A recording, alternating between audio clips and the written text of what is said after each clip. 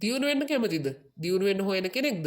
මෙන්න බලන්න ඔයාගේ ජීවිතේ මායාකාරී පැයක් තියෙනවා. මෙන්න මේ මායාකාරී පැය අඳුරගත්තොත් ඔයාට පුළුවන් ඔයාගේ දියුණුව ළඟා කරගන්න. සාමාන්‍යයෙන් අපි ජීවිතයේ දියුණු වෙන්න බලපාන ආකාර දෙකක් තියෙනවානේ. මානසික දියුණුව ලබා ගන්නයි, මිල මුදල් අතින් දියුණුව ලබා ගන්නයි බලාපොරොත්තු වෙනවා. මෙන්න මේ ආකාර දෙකෙන්ම ඔයාට දියුණු වෙන්න පුළුවන් මේ ක්‍රමවේදය හරියට අහගෙන ඉන්න.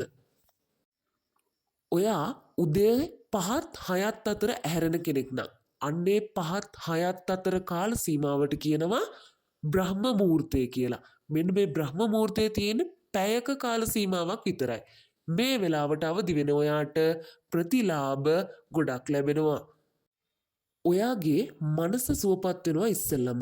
ඔයාගේ සිතීවිලි පිරිසුදු වෙනවා. මොකද මෙන්න මේ පැයක කාල සීමාවේ මුළු පරිසරයම නිහඬයි. ඔයාට හොඳින් මතක ශක්තිය වර්ධනය කරගන්න, මෙනෙහි කරගන්න, සැලසුම් කරගන්න මෙන්න මේ ක්‍රියාවලිය සඳහා ඔයාට මේ පරිසරයේ තියෙන නිහඬ බව ඉවහල් වෙනවා. හොඳින් අසන්න ඒ නිහඬ බව තුලින් ඔයාට ඔයාගේ ආධ්‍යාත්මික සුවය තහවුරු කරගන්න පුළුවන්. බොහෝ සමාජ විද්‍යාඥයන්ගේ අදහස තමයි මෙන්න මේ විදිහට උදෑසන ඔයාගේ මනස පිරිසිදු වුණාට පස්සේ මනසට ගලාගෙන එන අදහස් වලින් ඔයාට පුළුවන් නව චින්තන ශක්තියක් කියන්නේ අලුතෙන් හිතන්න පුරුදු වෙනවා ඔයා. ඔයාට නව දොරටු විවර වෙනවා.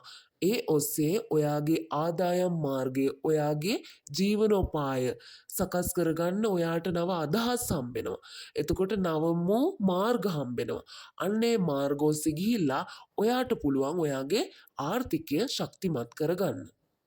මේ බ්‍රහ්ම මුහූර්තයේ වෙලාවේ අවදි වෙන ඔයා මුලින්ම කරන්න ඕන ඔයාගේ දිනචර්යාව පිළිවෙලට ඔයා කරන්න බලාපොරොත්තු වෙන දේවල්, ඔයා මේ වෙනකොට ඇචීව් කරගත්ත දේවල්, එතකොට ඔයාගේ අනාගත සැලසුම් ඒ සියල්ල පොතක පිළිවෙලින් ලියන්න ඕන.